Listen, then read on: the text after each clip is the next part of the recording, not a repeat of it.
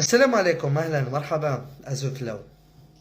هذا الموسم هو الأخير لعادل بولبينا مع أتلتيك بارادو مع الدوري الجزائري. هذه المعلومة قدمتها لكم منذ فترة طويلة.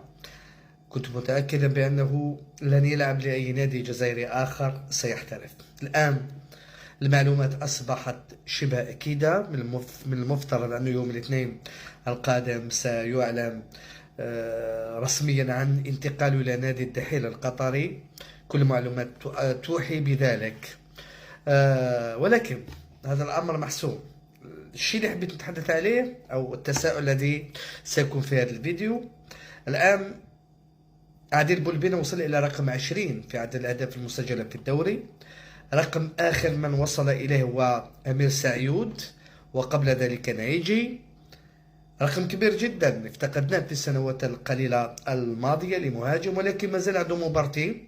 هل بإمكانه أن يحطم هذا الرقم؟ هل بإمكانه أن يلتحق بحاج عدلان اللي سجل 23 هدف؟ هل سيترك بصمة ورقم في الدوري الجزائري قبل أن يغادر ويرحل لحمل ألوان نادي الدحيل القطري؟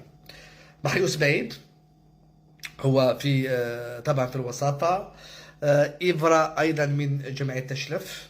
كان من الممكن أن يكون بنغورا أو إغناطيف منافسين في سباق اللقب، حتى بركان أيضا من الشبيبة لو التحق هذا الثنائي قبل الميركاتو الشتوي، ولو منحت لبركان الفرصة كأساسي منذ البداية.